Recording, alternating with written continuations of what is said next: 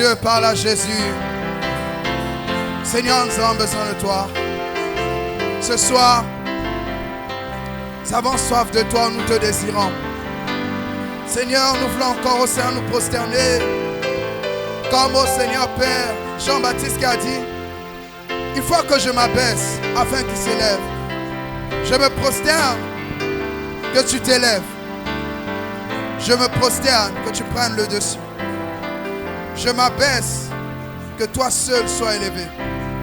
Voulons te bénir, t'exalter. Toi qui es le roi des rois. Nous voulons exalter ton saint nom. Nous voulons te bénir, nous voulons t'honorer, nous voulons t'exalter et te célébrer. Nous voulons te dire encore grand merci par nos acclamations, par nos cris de joie. Te dire combien tu es grand, te dire combien tu es puissant. Au nom de Jésus. Viens Seigneur, parle à nos cœurs et visite-nous au nom de Jésus-Christ. Amen. Salut 3 personnes. Là où tu es, salut 3 personnes. Merci la chorale, que Dieu vous bénisse. Je lui souhaite la bienvenue.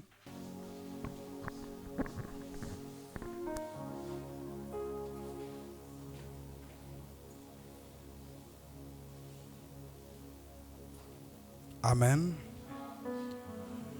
On peut s'asseoir dans la présence de Dieu. Par la grâce de Dieu, depuis le début de ce mois, nous sommes en train de parler de ce que Dieu attend de l'Église. Et nous avons commencé à avancer et parler de ce que Dieu voulait de nous. Donc ce que Dieu voulait, c'est avoir une Église sans tache ni ride, ni rien de semblable. Et la Bible dit qu'il veut la présenter glorieuse. Dis avec moi, une Église glorieuse. Et nous avons vu qu'une Église glorieuse, c'était une Église dans laquelle tout était à sa place. Tout était à sa place. Tout était à sa place. Donc lorsqu'on parle d'une Église glorieuse, ce qui attire la gloire, c'est l'ordre dans l'Église. C'est que tout soit mis à sa place. Que chaque personne soit à sa place. Que chaque chose soit vue comme Dieu voit cela. Et nous avons vu aussi que lorsque nous parlons d'une église glorieuse, cette église a des standards. Ça veut dire que Dieu a un modèle, Dieu a des normes, Dieu a des exigences. Lorsqu'on parle d'un hôtel 5 étoiles, cet hôtel-là a respecté des exigences. Lorsqu'on parle d'autre part d'un chef étoilé aussi, ce chef-là, il a respecté des principes.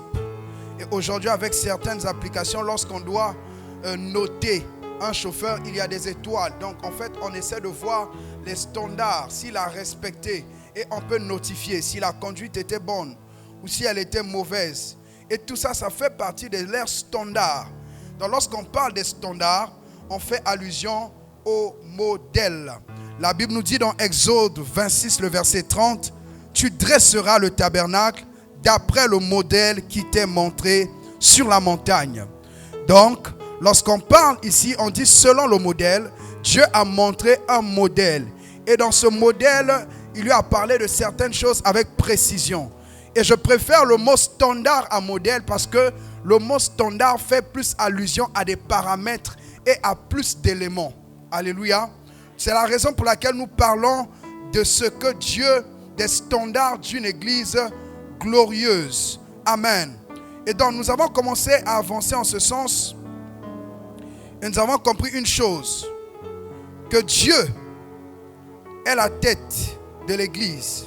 Jésus est la tête de l'église. Et nous sommes le corps. Et comme nous sommes le corps, nous devons en fait suivre, nous aligner à la tête. Et nous avons pris le temps d'expliquer cela. Que la Bible nous dit dans Romains 8, ceux qu'il a prédestinés, il les a appelés.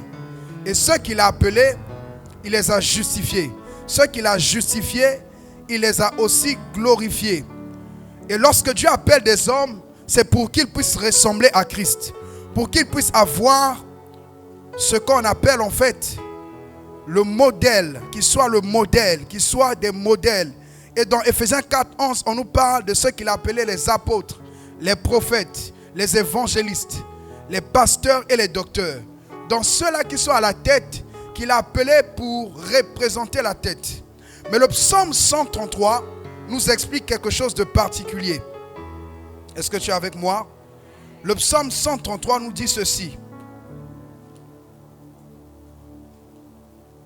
Le psaume 133 nous dit: voici qu'il est agréable, qu'il est doux pour des frères de demeurer ensemble. C'est comme l'huile précieuse qui, répandue sur la tête, descend sur la barbe d'Aaron qui descend sur le bord de ses vêtements. C'est comme la rosée de l'Hermon qui descend sur les montagnes de Sion. Car c'est là que l'Éternel envoie la bénédiction, la vie pour l'éternité. Alléluia. Donc nous avons vu que Dieu, lorsqu'il vient, il envoie la bénédiction, mais il envoie la bénédiction déjà sous forme d'onction. Et l'onction, c'est le Saint-Esprit. Et lorsque Dieu oint des personnes, il les met à la tête. Et la Bible nous dit que l'huile est mise sur la tête, pas sur les pieds, pas sur les mains, mais sur la tête. Et Christ est la tête de l'Église, et il envoie des hommes pour représenter lui qui est la tête. Et ces personnes-là qu'il a appelées, il les a oints. Et j'ai dit, si ceux qu'il a appelés, il les a justifiés. Ceux qu'il a justifiés, il les a glorifiés. Donc quand l'onction vient sur la vie d'un homme, cette onction l'emmène à une dimension de gloire. Et pour que nous puissions bénéficier de cette dimension de gloire, il faut que nous puissions nous rattacher et marcher selon les principes et faire partie du corps. Et donc j'insiste que la bénédiction que tu attends ne vient pas forcément sous forme de bénédiction, mais vient sous forme de quelqu'un que Dieu a oint. Voilà pourquoi nous ne devons pas négliger le frère, la sœur qui est là. Et la Bible nous dit ceci. Est-ce qu'on peut avancer? Dans Matthieu 10, 40 à 42. Celui qui vous reçoit, me reçoit. Et celui qui me reçoit, reçoit celui qui m'a envoyé. Celui qui me reçoit, qui reçoit un prophète en qualité de prophète, recevra la récompense de prophète. Et celui qui reçoit un juste en qualité de juste, recevra une récompense de juste. Et quiconque donnera seulement un verre d'eau froide à l'un de ses petits, parce qu'il est mon disciple, je vous le dis en vérité, il ne perdra point sa récompense. Dans ce verset, on voit que celui qui reçoit un prophète en qualité de prophète reçoit la portion du prophète. On nous parle de Dieu, on nous parle du prophète, on nous parle du disciple, on nous parle du juste. Et chacun d'eux transporte une certaine dimension de récompense. Et la récompense est rattachée en fait, ne peut pas venir s'il n'y a pas un certain taux d'honneur. Et c'est quoi l'honneur? On dit à tout seigneur, tout honneur. C'est quoi l'honneur? C'est juste faire une chose qui ne touche pas l'estime profonde d'une personne, qui ne va pas en fait déchoir la personne, qui ne va pas emmener la personne à se sentir rabaissée, humiliée, méprisée. C'est ça l'honneur. Donc quand quelqu'un fait quelque chose qui fait en sorte que la personne elle-même elle se sent considérée, c'est ça l'honneur. Maintenant, ces principes d'honneur sont légion. Et nous avons commencé à parler de ce type de comment nous pouvons honorer. Parce que souvent dans l'église, on dit Dieu honore ceux qu'il honore. Souvent on dit il faut honorer ton pasteur, il faut honorer ton frère, il faut honorer ta soeur. Mais souvent on ne sait pas par où on commence à honorer. On n'explique pas aux gens comment honorer. C'est la raison pour laquelle Dieu envoie ce message. Pour nous permettre d'honorer. Alors, lorsque j'étais en train de venir, Dieu m'a parlé d'une histoire. Et il a insisté. Vous allez lire que dans 1 Timothée 6, le verset 1, on dit que tous ceux qui sont sous le joug de l'esclavage doivent donner tout honneur à leur maître. Et Jésus nous dit, venez à moi vous tous qui êtes fatigués, chargés, je vous donnerai du repos. Et par la suite, il dit, prenez mon joug qui est doux et léger. Alors lorsqu'on dit à tout Seigneur, tout honneur, lorsque nous devenons esclaves de Christ, lorsque nous marchons avec Christ, nous devons savoir que nous devons honorer Christ et honorer ceux qui viennent. Donc on nous dit de donner toutes sortes d'honneur à ces personnes-là. Et Dieu m'a dit, lorsque tu appartiens à un maître, Ça veut dire lorsque tu deviens la propriété de quelqu'un, la propriété de Jésus, tu lui dois de l'honneur.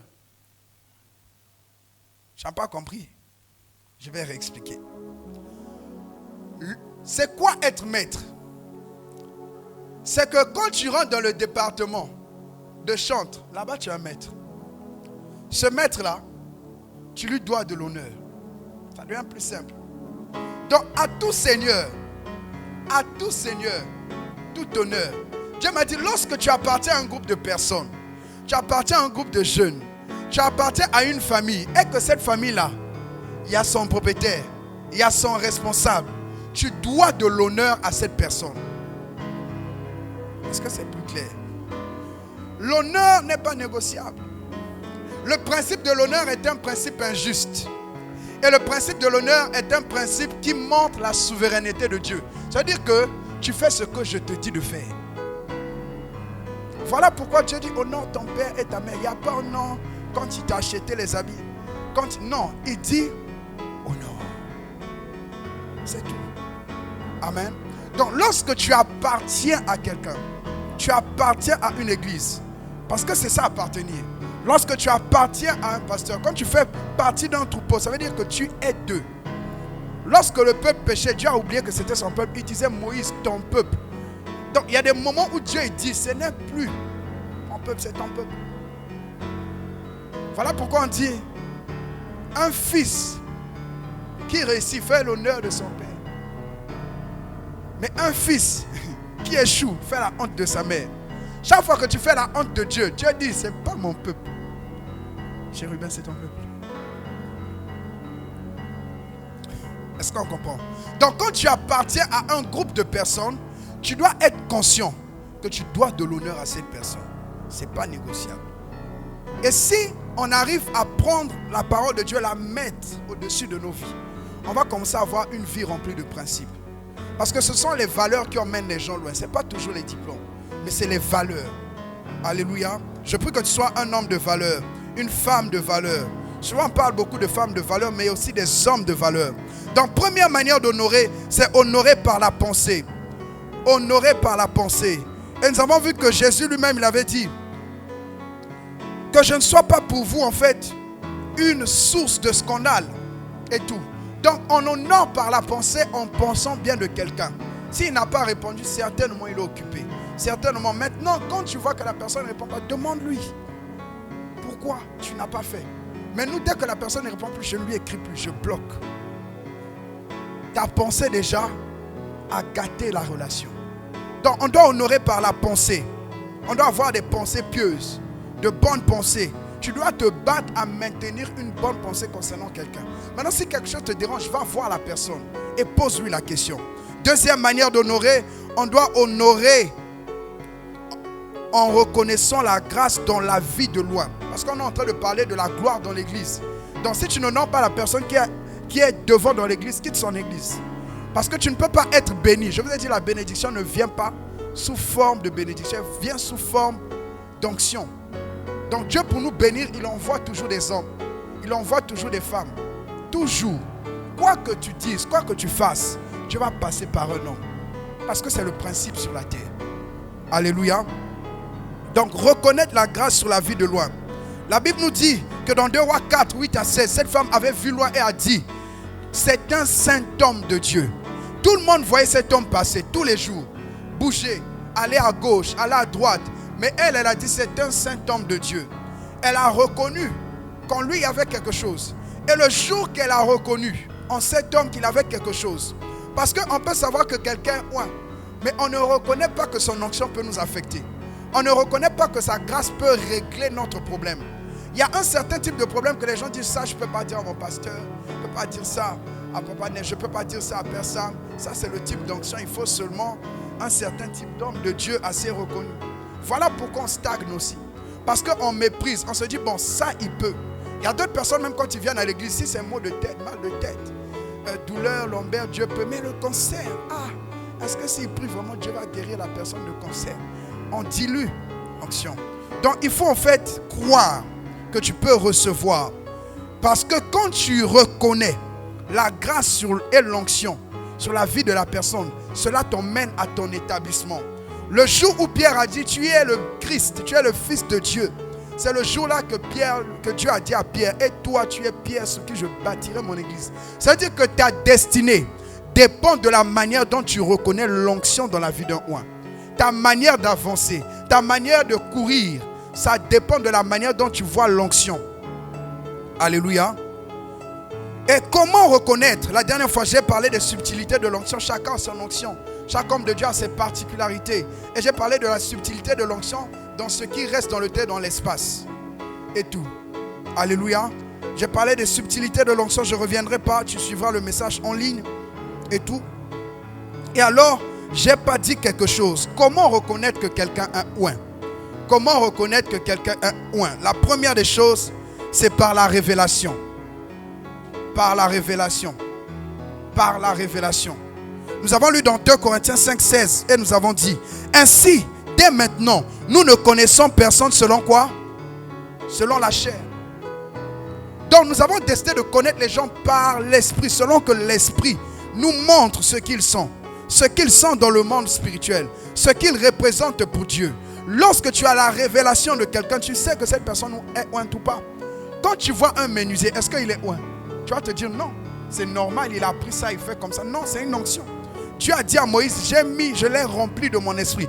Donc le fait qu'il sache faire tout ça, c'est parce qu'il a une onction. Alléluia. Donc pour reconnaître que quelqu'un est oint, c'est une grâce que Dieu t'accorde. Je prie que Dieu t'ouvre les yeux en chaque saison pour reconnaître les personnes ointes pour ta destinée. Par la révélation, Acte 10, 3, 7 nous dit, vers la 9e heure du jour, il vit clairement dans une vision un ange de Dieu qui entra chez lui, qui lui dit, Corneille. Les regards fixés sur lui et saisi d'effroi, il répondit, qu'est-ce, Seigneur? Et l'ange lui dit, tes prières et tes aumônes sont montées devant Dieu. Et il s'en est souvenu. Envoie maintenant des hommes à Joppé et fais venir Simon, surnommé Pierre. Il est logé chez un certain Simon corroyeur, dont la maison est près de la mer. Dès que l'ange qui lui avait parlé fut parti, Corneille appela 2 de ses serviteurs et un soldat pieux d'entre ceux qui étaient attachés à sa personne. On voit ici que c'est Dieu qui a montré à Corneille qu'il y avait un oint à Joppé. Il faut que Dieu te donne une révélation. La révélation. La révélation. Ça te permet de savoir que quelqu'un a une certaine onction. Une certaine onction. La deuxième des choses qui montre que quelqu'un est oint, c'est par son impact. C'est par son impact. Son impact dans ta vie. L'impact de ces messages dans ta vie. La Bible dit dans Ézéchiel 2:2, dès qu'il m'eut adressé ces mots, l'Esprit entra en moi et me fit tenir sur mes pieds. Et j'entendis celui qui me parlait. Lorsqu'il a parlé à Ézéchiel, l'Esprit entrant en lui s'est levé. L'impact d'un message se montre par les actions que tu commences à poser après le message. Quel est l'impact en fait qu'un homme de Dieu, que ton pasteur a sur toi? Ça montre qu'il est oint. Quelqu'un ne peut pas venir te dire change ta manière de faire et puis tu trouves ça facile de faire. Alors que tout le monde t'a dit de faire, tu n'as pas fait. Il est oint. En fait, ça paraît trop simple, quoi. Quelqu'un te dit, bon, il faut te baptiser. Toi aussi, normalement, tu dis d'accord. Et tu te baptises. Les gens pensent que c'est simple. Il y a beaucoup de gens parfois, jusqu'à 40 ans, les gens lui ont dit, baptise-toi. Mais une personne va venir, mince, aussi mince qu'elle est, elle lui dit, baptise-toi. Et la personne dit, je me baptise. La personne paye son billet pour venir se faire baptiser. Toi, tu crois que ça c'est naturel? Ou bien, c'est pas naturel? L'impact dans la vie de la personne, l'impact que la personne a. Troisième des choses, par ses œuvres. Comment on reconnaît que quelqu'un est oint? Par ses œuvres, ses œuvres, ses œuvres.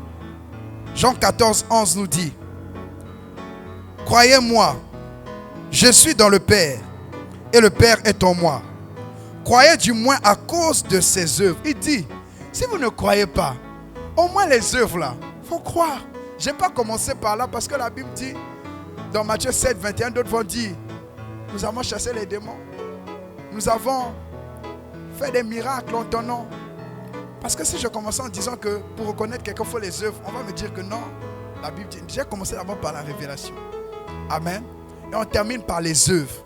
Quand tu es oint, il y a des résultats. Il y a des résultats. Il y a des résultats. Donc quand quelqu'un est oint, on le reconnaît par ses œuvres. Jean 3, 1 à 2. La Bible dit, le docteur de la loi arrive, il dit, mais il y a eu un homme, dont les pharisiens nommaient Nicodème, un chef des Juifs, qui vint, lui, auprès de Jésus, de nuit et lui dit, Rabbi, nous savons que tu es un docteur venu de Dieu, car personne ne peut faire ces miracles que tu fais, si Dieu n'est avec lui. Si Dieu n'est pas avec toi, il y a des miracles qu'on ne peut pas voir. Si Dieu n'est pas avec toi, il y a des choses qu'on ne voit pas. Il y a des réalisations, tu ne bâtis rien. Le fait de bâtir une œuvre, le fait de sortir quelque chose de terre, quelque chose qui commence de rien, qui va quelque part, c'est être oint. Les œuvres, c'est l'onction.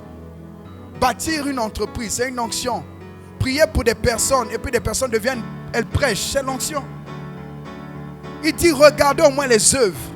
Donc on reconnaît un oint par des œuvres. Une église où vous voyez quelqu'un, 1000 personnes, 10 000 personnes viennent tous les jours. La personne est ointe. Je parlais avec un frère, il me disait non, dans la francophonie on a un problème. Il n'y a pas trop de miracles, il n'y a pas trop ceci. J'ai dit frère, église où 12 000 personnes viennent chaque mercredi, vendredi, dimanche. C'est l'onction. Enseignement qui fait venir 12 000 personnes, c'est pas rien. Donc les gens sont oints. Vous voyez Joyce Meyer, elle est là partout, elle remplit les salles. Elle est ointe. Partout, importe la ville, elle est remplie. Partout. C'est une onction. Quand toi tu dis qu'elle ne chasse pas des démons, elle n'est pas ointe. Mais toi, va remplir ça de 50 personnes pour voir. Alléluia. Donc les œuvres sont un signe que Dieu est avec quelqu'un.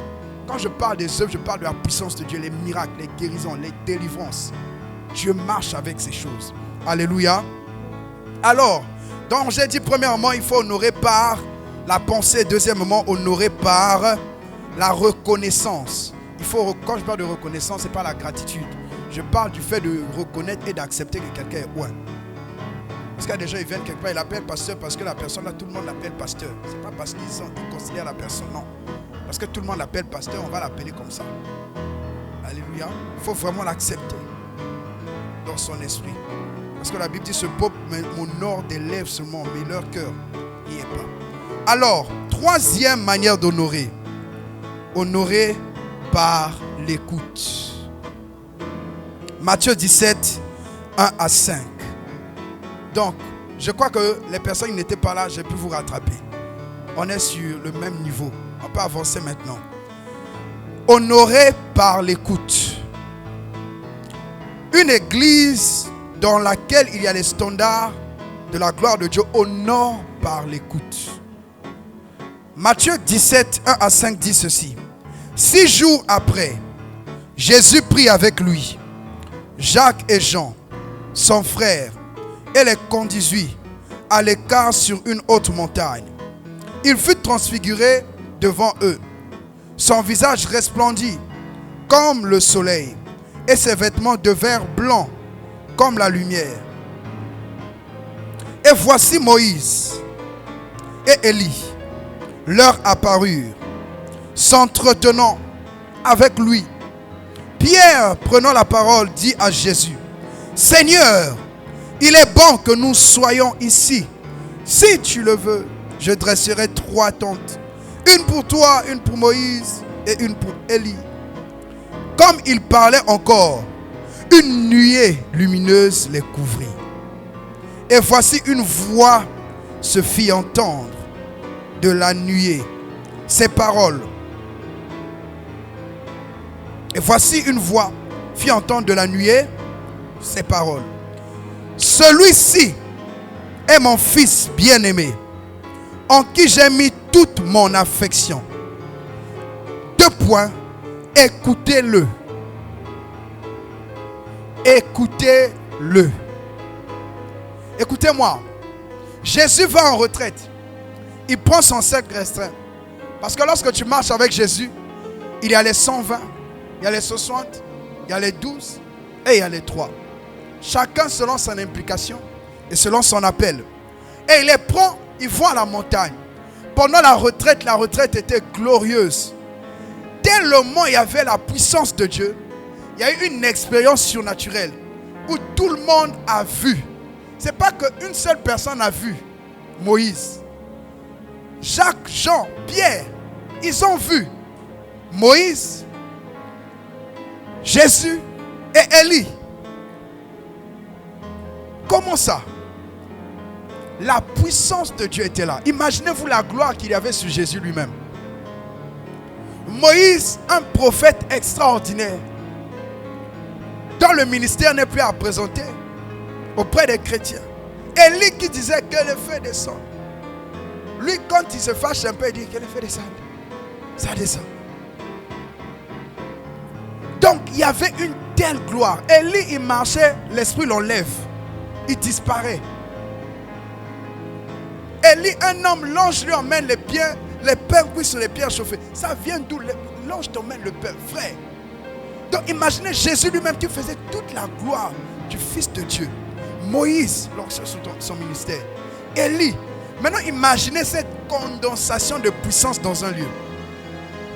Donc c'était extraordinairement glorieux. Mais dans tout ce bruit prophétique, dans tout ce brouhaha, Pierre dit, Père, on met les tentes. Donc dans toute cette conversation que Pierre, Jean-Jacques assistaient, où le visage de Jésus était resplendissant, où Élie était là, Moïse et Jésus parlaient, on ne sait de quoi. Il y a une seule chose qu'on nous fait retenir. La nuée est descendue. Et Dieu dit, celui-ci est mon fils bien-aimé, en qui j'ai mis toute mon affection. 2 points, ça veut dire qu'il l'explique. Écoutez-le. Écoutez-le. Écoutez-le. Après, c'est ce que Dieu a encore parlé. Toute la retraite est finie. L'expérience aussi s'arrête là. Après, Jésus descend avec eux. Il dit, ne dites pas ça jusqu'à ce que je sois ressuscité. C'est fini. Donc, dans toute cette glorieuse présence, Dieu s'arrête à dire une chose. Écoutez-le. C'est mon fils que j'ai envoyé. Mais une seule chose que je vous dis de faire. Écoutez-le. La considération d'une instruction prophétique dépend de ce qu'on a vu, de ce qu'on a entendu et de la manière dont on voit les choses. On ne peut pas considérer une parole prophétique si en fait on ne la reçoit pas avec le cœur qu'il faut. Si on ne considère pas la personne qui envoie le message, on ne peut pas en fait mieux prendre ce message et le considérer. Il a dit, écoutez-le. Celui-ci est mon fils bien-aimé. Voici ce que je vous demande. Écoutez-le. Est-ce qu'avant ça, il n'écoutait pas Jésus? Je ne sais pas. Mais il vient insister. Il dit, écoutez-le. Écoutez-moi. Lorsque quelqu'un est maudit, ou que Dieu veut maudire quelqu'un, ce qu'il fait, c'est qu'il ferme ses oreilles et il ferme ses yeux. Ça veut dire qu'on va parler, on va prêcher, on va enseigner. La personne s'entête. Regardez Balaam. Lorsque Balaam partait quelque part, c'est comme si Dieu a fermé ses oreilles, son intelligence. Malgré qu'il a vu l'âne qui lui a parlé, malgré qu'il a vu l'ange, c'est comme si en fait, Balaam, on avait fermé son intelligence et sa compréhension. Fais attention à toi-même lorsque tu n'écoutes plus personne. Lorsque tu ne vois plus rien. La Bible dit ceci dans Matthieu 13, 14 à 16. Et pour eux s'accomplit cette prophétie d'Ésaïe. Vous entendrez de vos oreilles et vous ne comprendrez rien. Vous regarderez de vos yeux et vous ne verrez point. Car le cœur de ce peuple est devenu insensible. Ils ont endurci leurs oreilles. Ils ont fermé leurs yeux. De peur qu'ils ne voient. De peur que de leurs yeux qu'ils n'entendent. De leurs oreilles. Qu'ils ne comprennent de leur cœur. Qu'ils ne se convertissent et que je ne les guérisse. Mais heureux sont vos yeux parce qu'ils voient et vos oreilles parce qu'elles entendent. Donc lorsque Dieu veut maudire un peuple, il empêche que ces gens-là entendent la voix de Dieu, qu'ils voient la parole de Dieu. Parce que si ta conversion n'est pas totale, ta compréhension n'est pas totale, tu ne pourras pas guérir. Il dit, il faut qu'ils se convertissent pour que je les guérisse. Il y a des guérisons qui viennent par l'écoute et une compréhension totale des Écritures. Pourquoi Jésus prend son temps pour parler de la parabole du semeur? Et quand il parle de cette parabole, vous allez voir que lorsqu'il dit, voici la parole tombe sur des pierres rocheuses, tombe sur, il y a des oiseaux qui viennent. Donc lorsque je te libère un message, il y a des démons, il y a des esprits qui se lèvent pour venir ôter, que tu ne comprennes pas, que tu n'entendes pas ce qu'on te dit.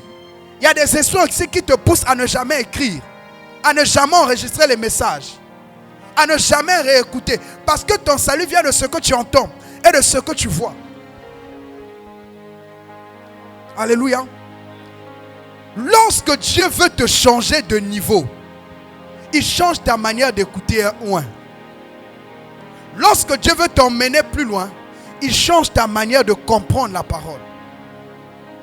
À la résurrection de Jésus, ils étaient en train de marcher avec Jésus sur le chemin d'Emmaüs. Ils arrivent comme ça. La Bible dit, lorsqu'il a rempli le pain, leurs yeux s'ouvrirent. Et quelque temps après, toujours dans Luc, on dit qu'il ouvrit leurs yeux et ils entendirent les Écritures. Ça veut dire qu'il y a une manière d'entendre les Écritures. Si Dieu ne t'ouvre pas les yeux, tu vas passer à côté. Si Dieu ne t'ouvre pas les yeux sur la manière d'enseigner de quelqu'un, tu vas passer à côté. Alléluia. La Bible dit dans Psaume 107, le verset 20, il envoie sa parole et sa parole est guérie. Il les fit échapper de la fosse. Si Dieu envoie sa parole, toi tu dois envoyer tes oreilles.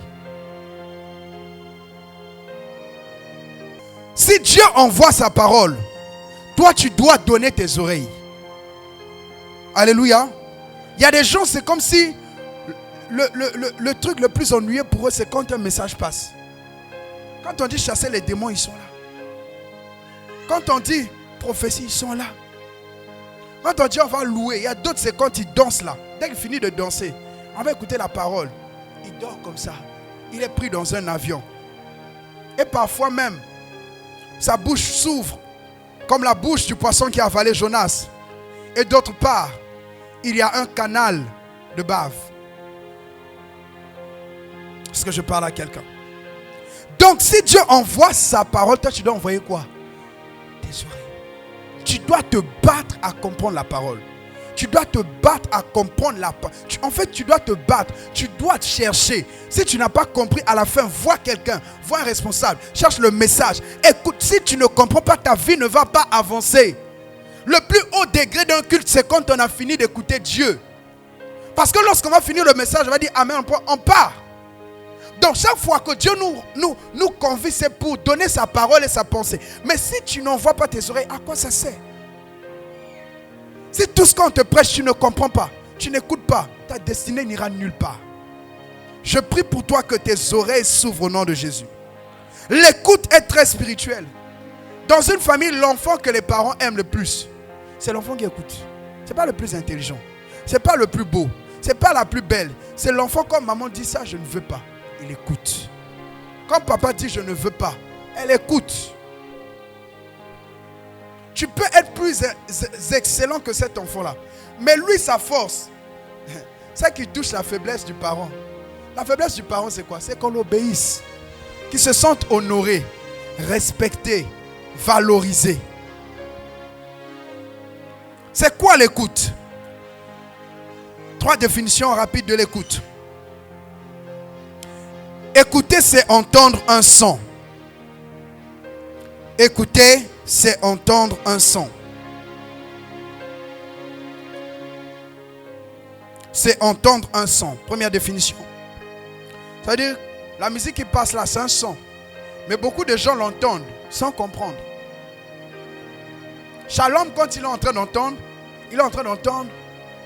1, 6, 5, 4. Toi, ça, tu n'entends pas. Tu ne comprends pas. Tu entends, mais tu ne comprends pas. C'est la raison pour laquelle David dit, Dieu a parlé, j'ai entendu 2 fois. Toi, Dieu peut me dire bonjour. Et toi te dire bonjour. Toi, tu t'arrêtes au bonjour. Mais moi, je peux comprendre. Dans le bonjour, il y a « Je vous salue Marie ». Il y a pleine de grâce. Il y a la miséricorde de Dieu.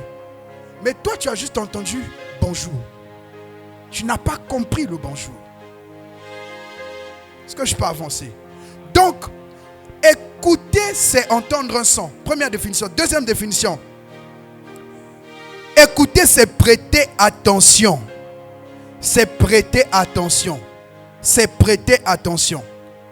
Lorsqu'on va au marché, il y a des gens quand ils crient là souvent. Ça. Moi, je n'ai jamais compris ce qu'ils disent. Mais Moshe, il prête attention. Il comprend Wolof. Donc quand on dit ce qu'on dit, lui, il prête attention. Écouter, c'est prêter attention. Prêter attention, c'est quoi? C'est comprendre et entendre. C'est comprendre. Des Chinois peuvent parler ici. Mais tu ne comprends pas.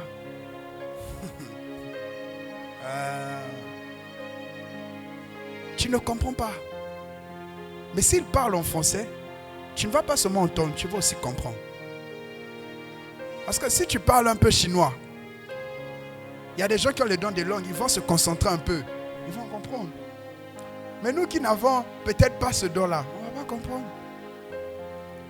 Amen. Troisième définition, c'est tenir compte de ce que quelqu'un dit. C'est tenir compte de ce que quelqu'un dit. Quand on dit, le culte c'est à 16h, viens à 15h15, à 15h45. Tu as entendu le son de ma voix. Tu as reconnu, tu dis, ça c'est la voix de papa. Deuxièmement, tu as compris. Parce que tu m'as suivi. Mais troisièmement, tu n'as pas tenu en compte. Parce que tu es venu à 17h. Est-ce qu'on comprend ça? C'est ça en fait. Donc, tenir compte de ce que quelqu'un dit et obéir. C'est ça, écouter. Alors, je vais parler des 4 dimensions de l'écoute. Je suis en train de parler d'honorer par l'écoute. Amen. Honorer par l'écoute. 4 dimensions de l'écoute. Avant que je n'aille plus loin, vous devez comprendre une chose. Que l'onction est dans le son. L'onction est dans le son. Les gens qui sont dans les loges, lorsqu'ils veulent prendre leur avion démoniaque, ils émettent des sons.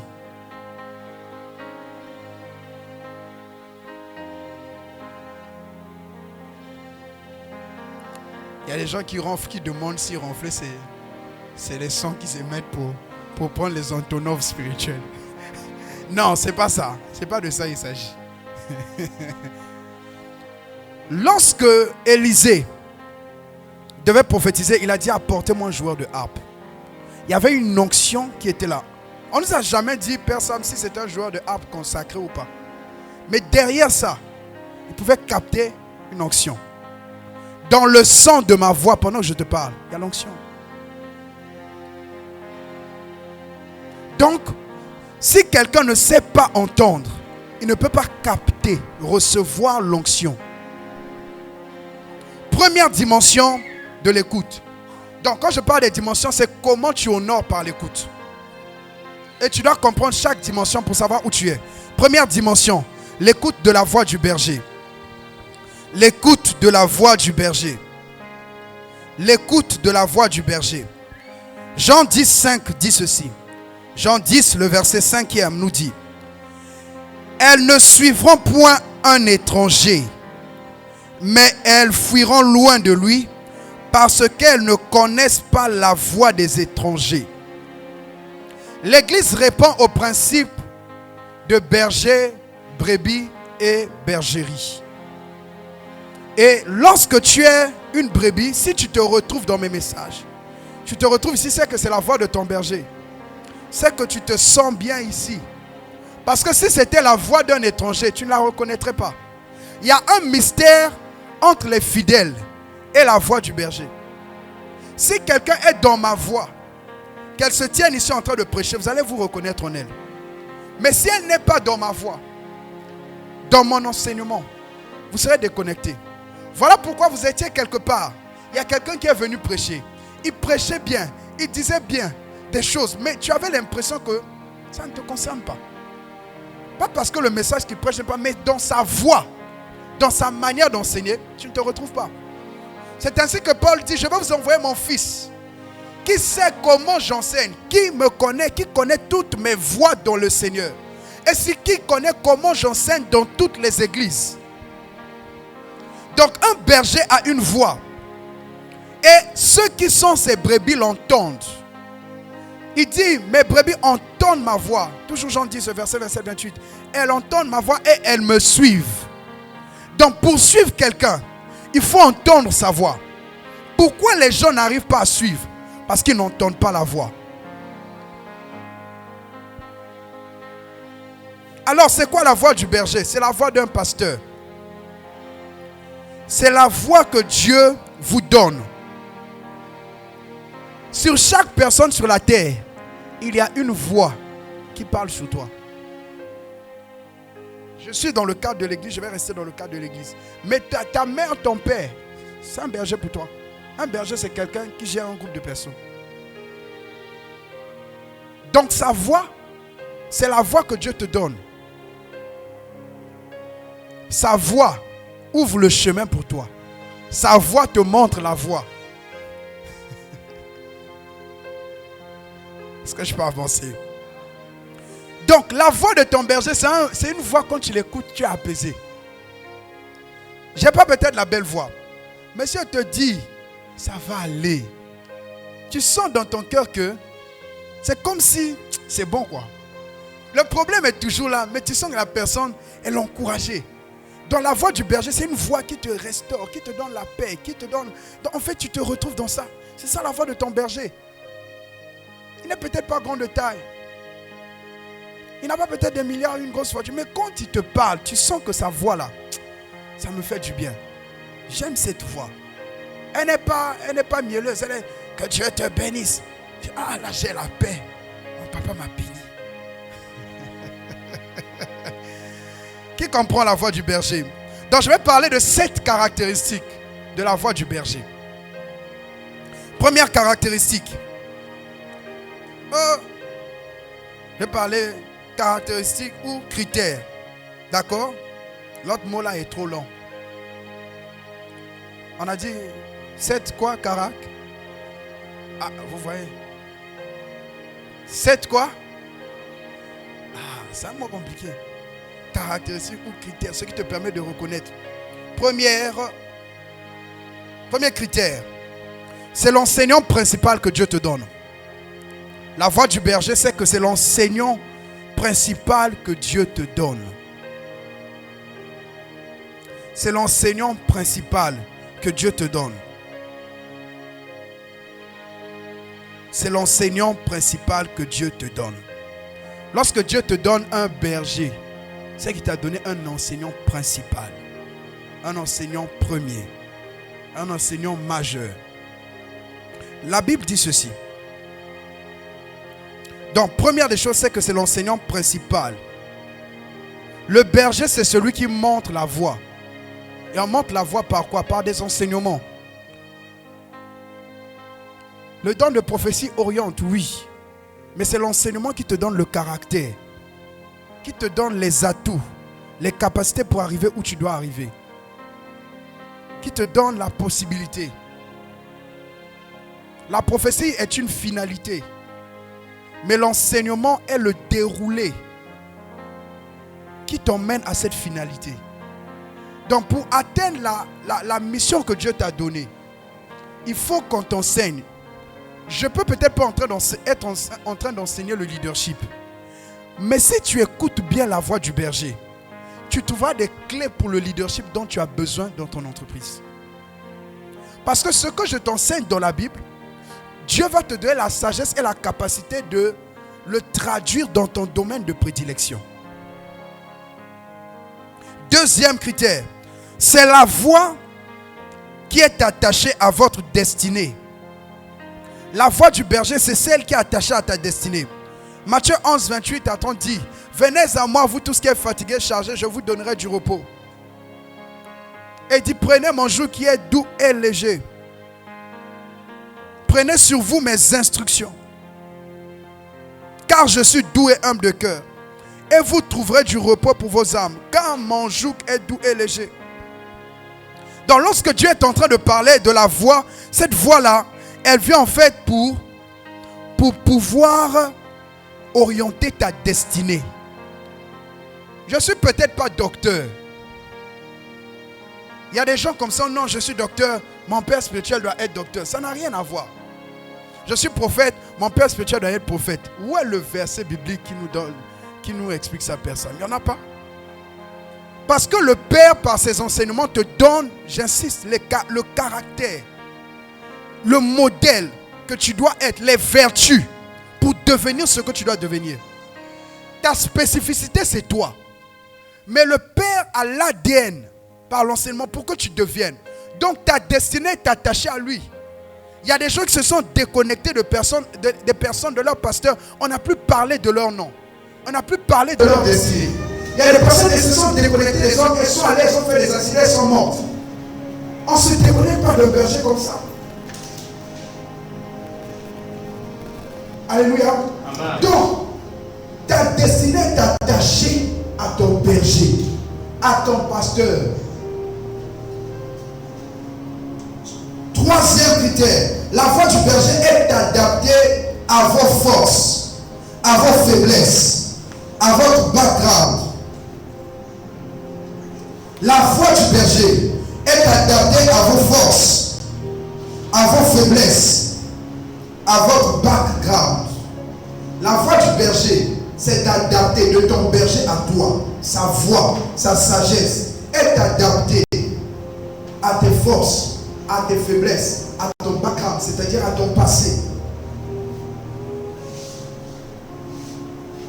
Je parlais avec un ami apôtre, il m'a dit que sa fille est allée quelque part. Et quand elle est allée là-bas, on lui a dit que son père était sorcier. C'est lui qui combattait son mariage et ses affaires. Mais elle-même, elle ne sait pas que même là où elle est là, où elle dit mariage qu'on combat là, le type aussi est sorcier.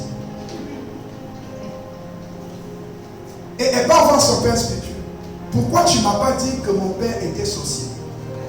Bon, montre-moi le verset qui me dit que moi je suis obligé de te dire que ton père est sorcier. Et quand on lui a dit ça, elle s'est déconnectée de son pasteur. Elle va plus prier là-bas. Un prophète qui prophétise sur toi, il n'a pas forcément le cœur de berger pour te protéger. Il veut, excusez-moi, je suis prophète. Mais il y a des gens qui veulent montrer leur capacité de donner des paroles de connaissance sur vous. Donc ils vous voient comme des éléments pour démontrer leur capacité prophétique. Pas pour te donner une révélation qui t'emmène à la solution, mais juste pour montrer aux gens que ce qu'il dit est vrai. Et que tu tombes, tu pleures devant les gens. Professeur. C'est ça le problème. Donc en fait, un berger, il ne te dira pas une vérité avant ton âge de l'écouter. Parce que si tu es sage, même si ton père est sorcier, la Bible te dit d'honorer. Même s'il est sorcier comment, ça ne va pas changer ton attitude. Parce que ta maturité biblique te dit qu'en fait, nous ne combattons pas contre la chair ni le sang. Elle s'est déconnectée, elle ne veut plus aller prier là-bas. Ton berger connaît que cette vérité-là, ce n'est pas le moment de te le dire, de te la dire. Il y a des révélations, je n'ai pas besoin de te dire ça. Je te dis ça, tu vas te fâcher contre moi-même, tu ne vas plus me saluer. Donc, le berger a la sagesse. Jacob a dit, je ne peux pas venir avec toi, mon frère. Parce que les brebis que j'ai, ils allaitent. Je suis avec des enfants. Donc, je vais au rythme. Dans le monde spirituel, on ne fait pas semblant, on ne paraît pas. Il faut être. Et c'est un processus.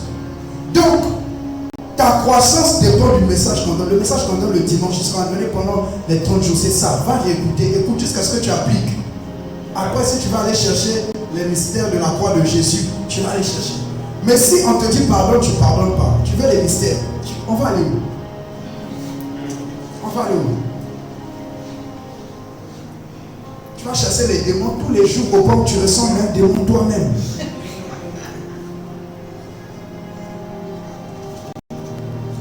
Quatrième critère, la voix du berger est prophétique. La voix du berger est prophétique. Pendant que je suis en train de prêcher, il y a des réponses à ta vie. Si tu es connecté, il y a des gens à qui je réponds. La voix du berger est prophétique comment? Parce que la Bible dit Dieu parle et les hommes prophétisent. Pendant que je parle, c'est la parole de Dieu. Mais c'est une prophétie. Les exemples que je donne sont des prophéties et des paroles de connaissance pour certains. Ce que je suis en train de donner sont des instructions pour une saison. Il y a des phrases dont je l'ai dit. Tu ne te retrouves pas, mais ça te touche. Ça revient dans ta tête. Ça revient dans ta tête. Ça revient dans ta tête. Dieu est en train de te donner une parole pour toi. Voilà pourquoi quand un prédicateur prêche, enseigne, tu dois être connecté. Parce que pendant qu'il va parler, ça peut être 1 heure, mais il y a juste 2 phrases qui vont capter ton esprit, ta tête, ton cœur. C'est ça ce que Dieu voulait te dire. Dans la voix du berger, il y a une parole prophétique. C'est une réponse, c'est une instruction, c'est quelque chose qui t'emmène quelque part pour une saison. Pour une saison. Pour une saison. 5e des choses. Le 5e critère. La voix de ton berger a un effet temporel. La voix du berger a un effet temporel. Pourquoi tu dois honorer cette voix-là? C'est parce qu'il y a tout ça dans la voix. Donc pendant que je t'enseigne, il y a tout ça. Tout ce que je dis là. Honorer par l'écoute. Il faut connaître pourquoi on doit honorer par l'écoute. C'est ce que je t'explique. 5e des choses. La voix de ton berger a un effet temporel. Hébreux 1, 3 dit. Et qui étant le reflet de sa gloire et l'empreinte de sa personne, et soutenant toutes choses par sa parole puissante. Et soutenant toutes choses par sa parole puissante. Et soutenant toutes choses par sa parole puissante. Si le président parle, est-ce que tu vas marcher? Tu ne vas pas marcher. Moi, je suis représentant du roi des présidents. Il ne faut pas marcher. Amen.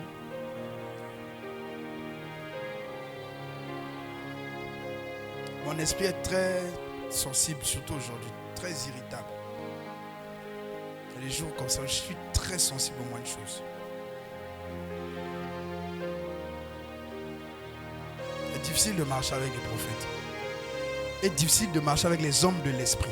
Parce qu'il n'y a pas que les prophètes qui sont prophétiques. Il y a des pasteurs très prophétiques. Il y a des évangélistes très prophétiques. Il y a des apôtres très prophétiques. Il y a des docteurs très prophétiques. Il y a des apôtres très prophétiques. Et quand tu marches avec ces gens-là, il y a des jours où ils ont une sensibilité trop. Et c'est le cas d'aujourd'hui. Je suis un peu trop sensible. Soutenant toutes choses par sa parole puissante. Alors, j'explique. La voix du berger a un effet temporel, c'est quoi? Personne nous enseignait sur les 15 degrés de la marche avec Dieu. Alors, si je vois qu'à un certain niveau, dans ma marche, je sens que j'ai des difficultés. Dans ce message-là, il y a une onction pour stabiliser ma marche. Alors, je pars réécouter ce message pour réactiver l'onction. Parce que quand j'ai écouté cette parole, une onction est entrée sur moi. Quand je vais commencer à enseigner, par exemple, sur le prophétique, vous allez voir que cette saison-là, c'est comme si vous allez voir.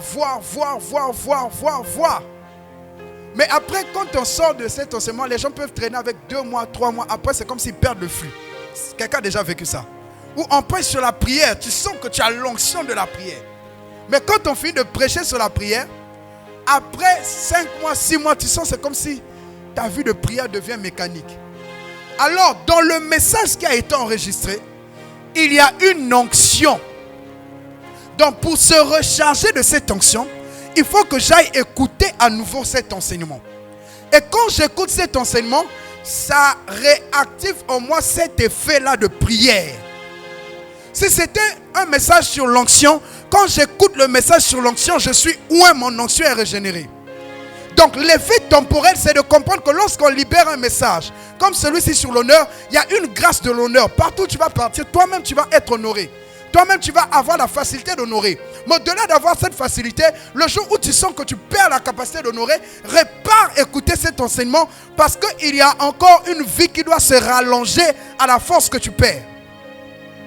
Dieu soutient tout par sa parole. Quand tu sens que ta vie de sanctification ne va plus, repars écouter le message sur la sanctification.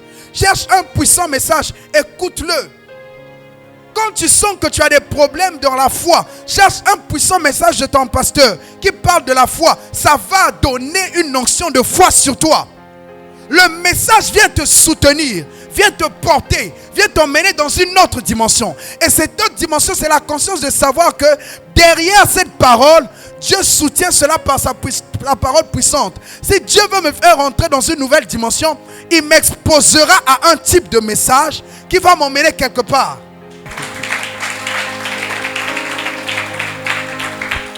Nazir a été très lourd, mais c'était très bon. Alléluia. Dans la Bible nous dit ceci, qui soutient tout par sa parole. 6e caractéristique. Là, il faut me suivre plus attentivement à partir de là. La voix du berger est une plateforme de transfert. La voix du berger est une plateforme de transfert. Ézéchiel 2:2. Dès qu'il m'eut adressé ces mots, l'Esprit entra en moi et il me fit tenir sur mes pieds. Et j'entendis celui qui me parlait. Acte 10, 38 à 44. Acte 10, 38 à 44. Vous savez comment Dieu a oint du Saint-Esprit et de force Jésus-Christ de Nazareth, qui allait de lieu en lieu faisant du bien, guérissant tous ceux qui étaient sous l'empire du diable, car Dieu était avec lui. Nous sommes témoins de tout ce qu'il a fait dans le pays des Juifs et à Jérusalem. Ils l'ont tué et le pendant au bois. Dieu l'a ressuscité le 3e jour. Et il a permis qu'il apparût, non à tout le peuple, mais aux témoins choisis d'avance par Dieu, à nous qui avons mangé et bu avec lui. Après qu'il fut ressuscité des morts, et Jésus nous a ordonné de prêcher au peuple et d'attester que c'est lui qui a été établi par Dieu, juge des vivants et des morts. Tous les prophètes rendent de lui témoignage, que quiconque croit en lui reçoit par son nom le pardon des péchés. Comme Pierre prononçait encore ces mots. Dis avec moi, comme Pierre prononçait encore ces mots. La Bible nous dit, le Saint-Esprit descendit sur tous ceux qui faisaient quoi? Écoutaient la parole. Acte 2.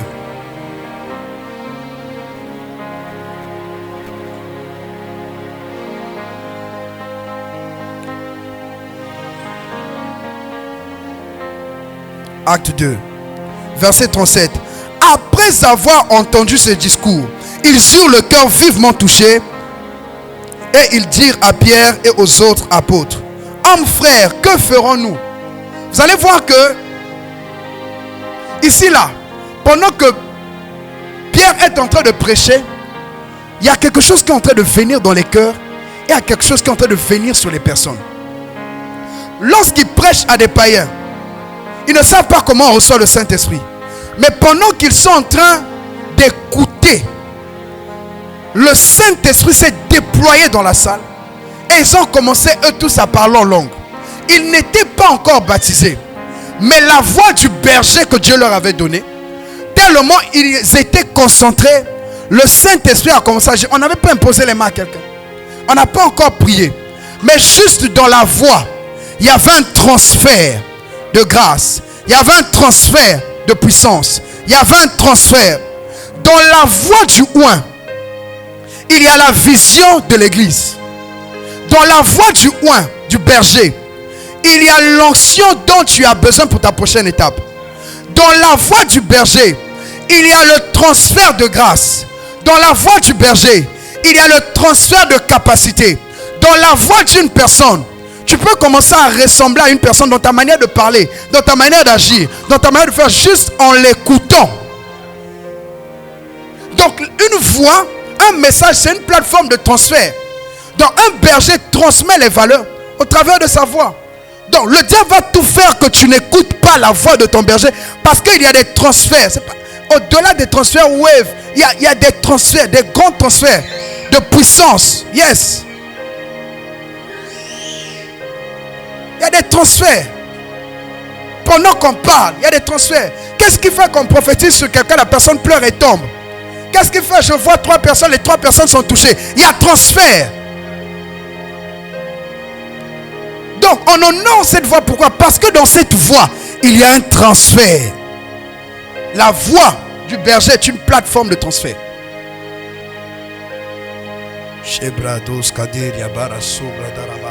Septième critère. La Bible dit ceci. On va lire dans Apocalypse 1. D'abord dans 2 Timothée 2:2. 2 Timothée 2:2 dit ceci. Et ce que tu as entendu de moi en présence de beaucoup de témoins, confie-le à des hommes fidèles qui soient capables de l'enseigner aussi à d'autres.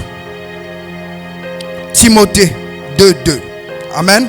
Lorsqu'on parle de ce verset, on dit ce que tu as entendu de moi, il faut que tu l'enseignes aussi à d'autres, à des hommes fidèles. Le premier principe ici, c'est que nous devons comprendre que ce qu'on t'enseigne, toi-même, tu dois l'enseigner. Pourquoi? Parce que dans la voix du berger, il y a l'onction, l'enseignement et les lignées de l'onction. Je vais expliquer ça. Dans la voix du berger, il y a l'onction, l'enseignement et les lignées de l'onction.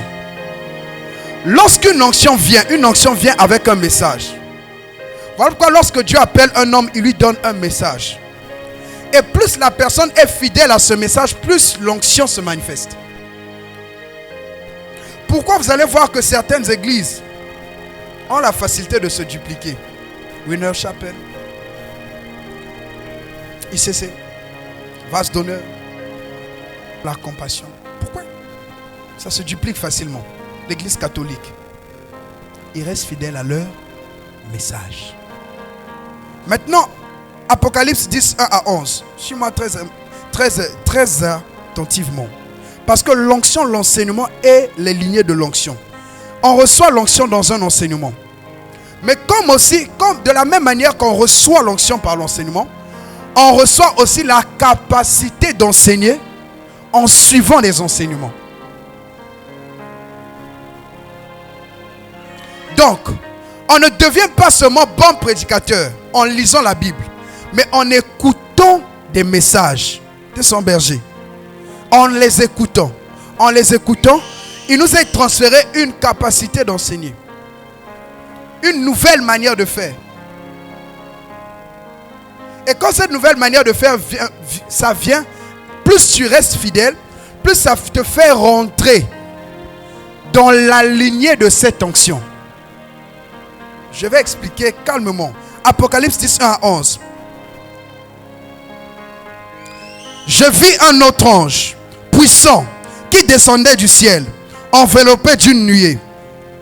Au-dessus de sa tête était l'arc-en-ciel et son visage était comme le soleil et ses pieds comme des colonnes de feu. Il tenait dans sa main un petit livre ouvert et posa son pied droit sur la mer et son pied gauche sur la terre. Et il cria d'une voix forte, comme rugit un lion. Quand il cria, les 7 tonnerres firent entendre leur voix. Et quand les 7 tonnerres eurent fait entendre leur voix, j'allais écrire, et j'ai entendu du ciel une voix me disait, scelle ce qu'ont dit les 7 tonnerres, et ne l'écris pas.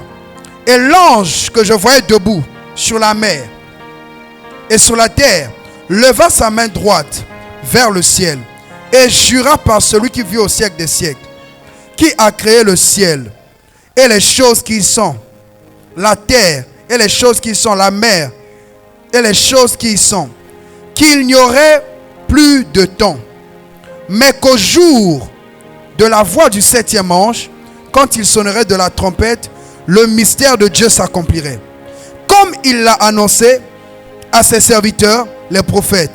Et la voix que j'avais entendue du ciel me parla de nouveau et dit, va, prends le petit livre ouvert dans la main de l'ange qui se tient debout sur la mer et sur la terre. Et j'allais vers l'ange en lui disant de me donner le petit livre. Et il me dit, prends-le, avale-le. Il sera amer dans tes entrailles, mais dans ta bouche il sera doux, comme du miel. Je pris le petit livre de la main de l'ange et je l'avalai. Il fut dans ma bouche doux comme du miel, mais quand je lui avalai, mes entrailles furent remplies d'amertume. Puis on me dit, il faut que tu prophétises de nouveau sur beaucoup de peuples, de nations et de langues et de rois. Alléluia. Il est important de comprendre ici qu'il y avait un ange qui est venu, il est descendu du ciel. Il a mis un pied sur l'eau, un pied sur la terre. Et pendant que cet ange était là, ce qui est particulier, c'est qu'entre sa main, il avait un petit livre. Il avait un petit livre. Et la Bible dit, va vers l'ange, demande-lui de te donner le livre. Parce que dans le livre contenait le message. Et quand il a pris le livre, il lui dit, mange le livre. Il a dit que c'était doux dans sa bouche, ma mère dans ses entrailles. Et quand il prend ça, la Bible dit après. Parce qu'après, il faudra que tu prophétises et que tu enseignes à beaucoup de peuples, à beaucoup de nations, à beaucoup de rois. Le mystère de l'enseignement, de l'onction et des lignées d'onction. Qu'est-ce qui se passe? Lorsque l'ange vient, Dieu rencontre un oint. Dieu lui donne un message. Le berger qui marche au-devant de toi, Dieu envoie des anges pour l'accompagner. Et ces anges-là, c'est eux qui détiennent, qui marchent avec les messages et l'enseignement qu'ils donnent. Donc quand maintenant tu écoutes ce message et que tu l'enseignes, ces mêmes anges aussi deviennent fidèles et marchent avec toi. C'est la raison pour laquelle vous allez voir que d'autres prédicateurs, on va leur dire d'enseigner d'abord les messages de leur berger. Pourquoi? C'est parce que non seulement ça apprend à devenir un puissant orateur, mais aussi ça t'apprend à rester pour que les anges qui marchent avec le Père de la maison marchent avec toi. Donc quand tu reçois un message, tu reçois un enseignement, toi aussi tu dois aller l'enseigner. Parce que la voix du berger, comment la voix du berger fait de l'écho? C'est quand les brebis parlent de l'enseignement du berger. Et cet enseignement-là te fait rentrer dans une onction. Et quand tu répètes le même message, les mêmes anges qui portent le message s'élèvent et marchent avec toi. Et quand ils marchent avec toi, il y a les résultats et tu rentres dans une lignée. Tu vois les gens, non, moi je ne reprêche pas les messages des gens. C'est de l'orgueil. Tu ne vas pas être identifié à la voix qui est là. Nous, Papa Simplice, a fait prêcher les messages écrits. Tu prends seulement le message, tu pries seulement, tu viens prêcher. Parce qu'un bon musicien, on ne le reconnaît pas à sa composition. On le reconnaît dans l'interprétation de la composition des autres. Donc pour devenir un bon orateur, tu dois diffuser. Je parle surtout aux bergers, aux prédicateurs. Quand vous marchez avec un père, l'onction de la vision se trouve dans la voix du père. Se trouve dans la voix du berger. La capacité de porter la vision, ça se trouve dans sa voix. Quand tu dois écouter, tu dois réécouter, tu dois écrire, tu dois réenseigner. Et après ça, tu deviendras plus tranchant. C'est facile d'enseigner ses propres messages. Enseigne le message de quelqu'un. Après les gens, quand tu lui dis, prends les notes, on la va prêcher. Je ne pourrais pas. Il faut que moi-même j'écrive. Non. Si tu écris, ça ne sera pas le même ange. Tu ne seras pas fidèle à ce que j'ai reçu. Donc, les gens n'arrivent pas à rentrer dans les grâces. Pourquoi? On les enseigne autre chose. Ils partent enseigner autre chose. Ils font autre chose. Vous allez voir, on envoie un missionnaire là-bas, personne. Il prêche ce qu'il veut. Et vous allez voir que les autres prêchent la même chose, ça grandit. Mais chez lui, ça ne grandit pas. Ce n'est pas toujours une affaire de comment tu pries. Une affaire d'être fidèle au message que Dieu a donné. Donc aujourd'hui, tu dois prendre la décision. Non seulement pour apprendre à prêcher, mais pour apprendre, peut-être tu te dis le message est simple. Maman, réécris le message. Teste. Teste de prêcher. Un petit 2. Avec le flow. C'est pas facile. Oui, oui. Oh non, il est là, il va doucement, doucement. D'accord. Viens parler doucement, doucement. C'est là que vous allez comprendre la difficulté de préparer un message. C'est une chose de dire que tu aimes manger à Tchéké. Va cuisiner à Tchéké, on va voir. J'aime le ndolé. Le ndolé là n'a pas bien fait. Va faire pour toi. Que nous on vienne manger. Parce que ça va t'emmener maintenant à écouter différemment. D'où viennent les cellules de maison, on reprend le même message du pasteur. Pourquoi? Pour qu'on puisse s'aligner et qu'on rentre dans cet esprit.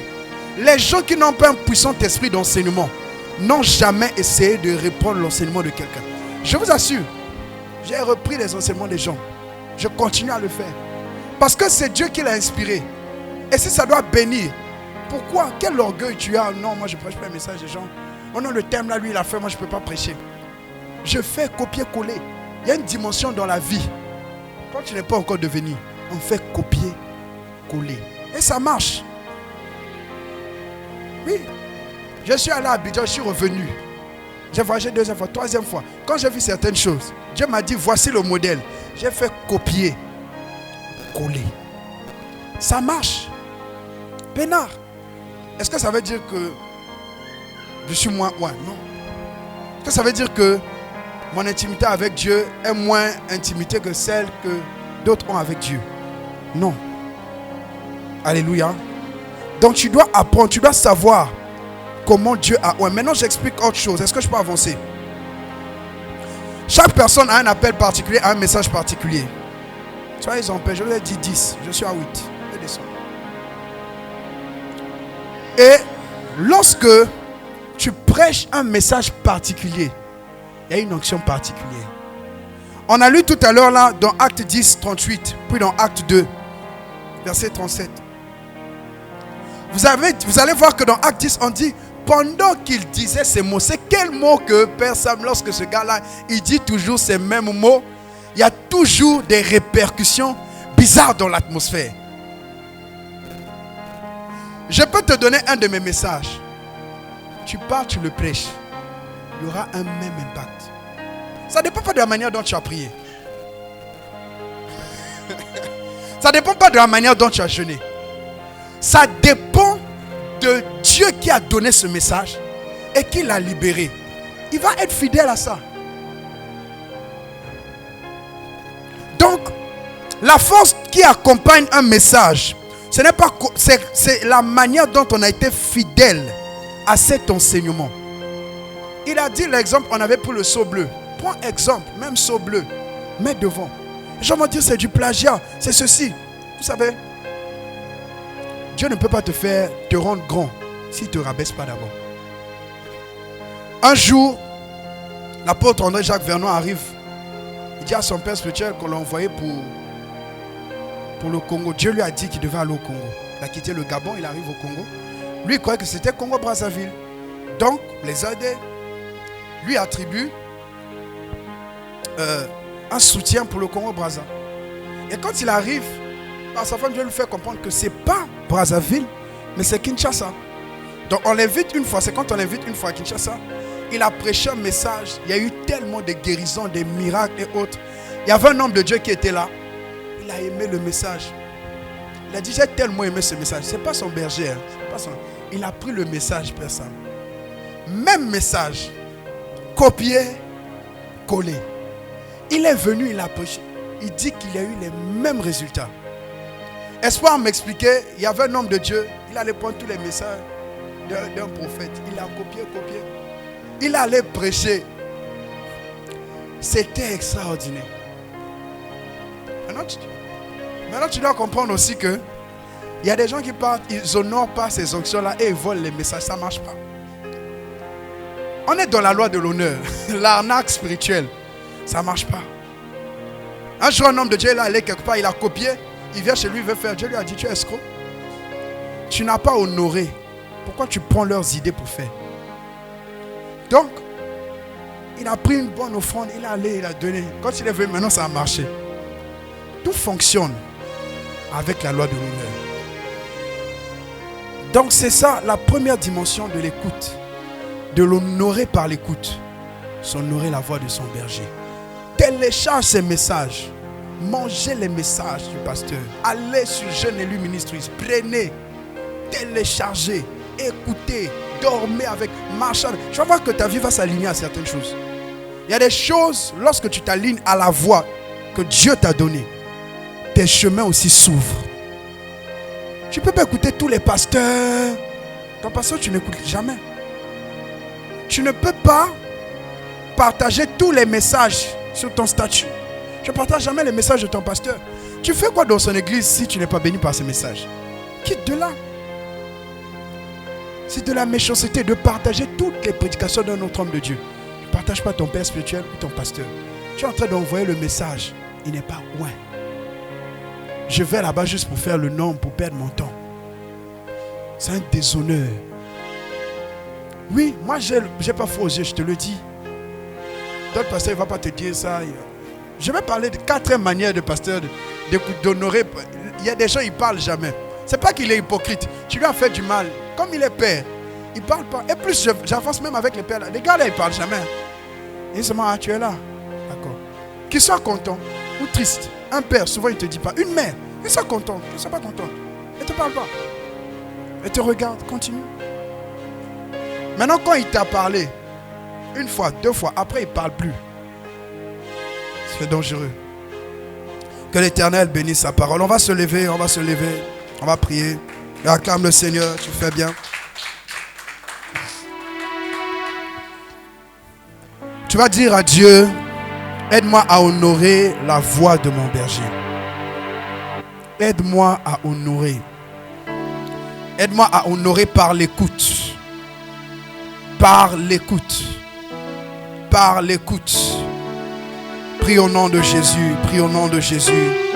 Seigneur, nous avons besoin de toi. C'est toi qui as la capacité, Seigneur, de donner la force au Seigneur Père. Qu'ils soient sensibles à la voix de leur berger. Que là-haut, Seigneur Père, ils étaient insensibles. À partir d'aujourd'hui, qu'ils sachent reconnaître la voix du berger. Je prie au nom de Jésus. Qu'ils sachent comprendre les orientations, les paroles de chaque saison. Seigneur, je te prie. Je te le demande. Au nom de Jésus. Amen. Amen, amen, amen. Qui a été béni par ce message? Si tu as été béni par ce message, je vais tout simplement te demander d'acclamer le Seigneur.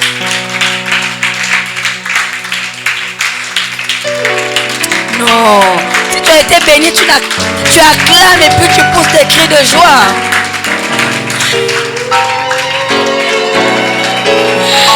Amen. De là où nous sommes, nous allons tout simplement étendre nos mains vers Papa Neige. Tu vas prier pour Papa Neige. Tu vas déclarer des paroles de bénédiction dans la vie de l'homme de Dieu. Élevons nos voix et prions.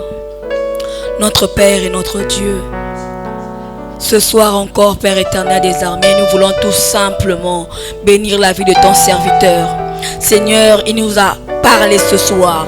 Il nous a enseigné ce soir. Seigneur, pas pour que nous puissions abandonner ces paroles, mais pour que ces paroles puissent porter du fruit au-dedans de nous. Seigneur, pour la même occasion, Papa Jésus, nous prions que toi seul, que tu puisses bénir ton serviteur, que tu l'emmènes à un autre niveau. Seigneur, que la bénédiction ne te limite pas seulement dans le spirituel. Nous prions et nous déclarons, Seigneur, que dans tous les domaines de sa vie, Seigneur, que toi seul, que tu apportes une bénédiction particulière. Seigneur, que dans sa famille, dans son foyer, dans ses affaires, dans ses entreprise, dans son ministère, que tu apportes un plus. Seigneur, que rien ne manque, Père éternel des armées. Seigneur, Papa, pour ton serviteur.